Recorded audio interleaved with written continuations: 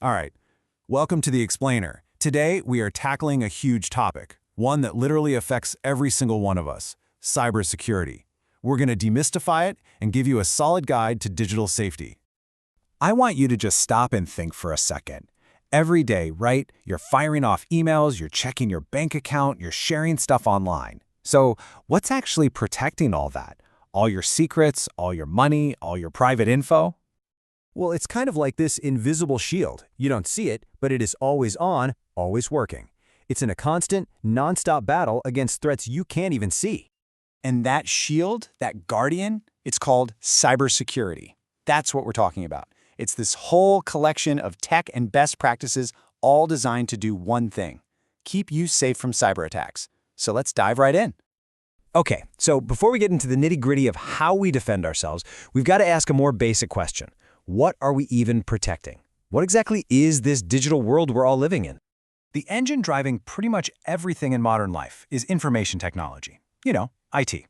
And look, it's not just about computers. It's this whole system of 5 key parts that all work together.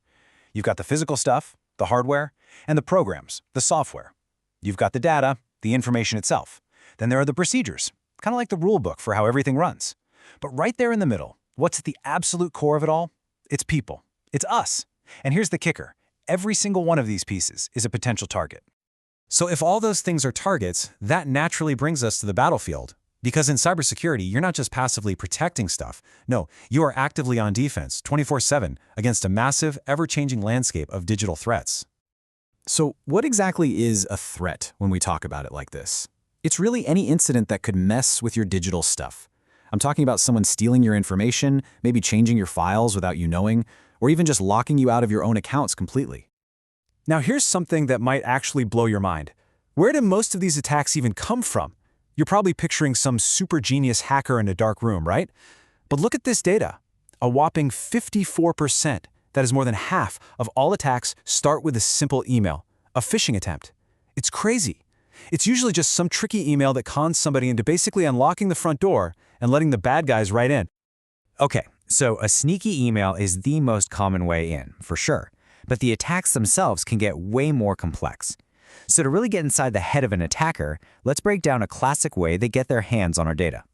This one's called a man-in-the-middle attack, or MITM. And the name really says it all. It's literally when a hacker secretly wedges themselves right in between two parties, say you and your bank's website, and just listens in. This visual really shows it perfectly. See, over on the left, that's you, the user. On the right is where you're trying to go, like a website. The attacker, they just slide right in between, totally unseen, and start grabbing everything that flows back and forth. We're talking passwords, credit card numbers, you name it. Yeah, the easiest way to picture it is just someone's listening in on your private phone call. They're eavesdropping on your entire conversation. But here's the really terrifying part. They can do more than just listen. They can actually change what's being said. Now that is scary.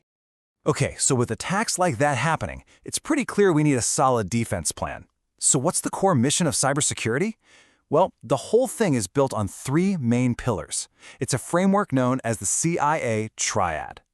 First, you've got C for confidentiality. And this is pretty much what it sounds like: privacy. The best analogy is a sealed letter. Confidentiality is the promise that only the person whose name is on the envelope can open it and read what's inside. No one else gets to snoop. Next up is I for integrity. This is all about making sure the data is accurate and hasn't been messed with. So let's go back to that letter. Integrity is what guarantees that the words written inside haven't been changed. The message you receive is the exact message that was sent. It's trustworthy. And the last piece of the puzzle is A for availability. This one's simple. It means you can actually get to your stuff when you need it. I mean, think about it. It doesn't do you any good if your letter is perfectly sealed and the message is unchanged, if the whole postal service is down and it never arrives, right? Availability just means the systems are up and running. So there you have it, the mission. CIA confidentiality, integrity, and availability. That's the goal. But how do we actually do it? What's in the toolkit? How do we fight back? All right, to nail down confidentiality, to keep our stuff private, we use a few key tools. First, there's encryption. This basically scrambles your data into a secret code that's unreadable to anyone who doesn't have the key. Then you have access control, which is just what it sounds like, setting rules for who gets to see what. And finally, authentication. That's how you prove you're you, with a password or maybe even your fingerprint. Okay, what about maintaining integrity? We've got tools for that too. Things like regular backups are huge, because if your data gets messed up, you can just restore it from a clean copy. And then there are clever things like checksums. Think of a checksum as a unique digital fingerprint for a file. If even one tiny bit of that file changes, the fingerprint changes too, so we know something's wrong. So, we've talked about all these cool tools and these core principles, but honestly, all of that brings us to what is, without a doubt, the single most critical piece of the entire security puzzle, and that is you. And this is the big takeaway, right here. Cybersecurity is not just for the experts. It's not something that only happens in a server room somewhere. In the world we live in today, every single one of us is on the front line. We all have a part to play. And the good news is, getting started is easy. Here are 5 basic things anyone can do. 1. Use strong and, just as important, unique passwords. 2. Make sure you've got a firewall turned on. It's like a digital bouncer for your network. 3. Use good security software and keep it running. 4. Update your apps and programs. Those updates often have critical security fixes. And maybe the most important one of all, number 5, just be aware. Just take a half second to think before you click that weird link. So, let's wrap this up. We are all plugged in 24/7. So I want to leave you with a question to think about. After everything we've just gone through, what is the one step, just one, that you're going to take today to make your digital life just a little bit more secure?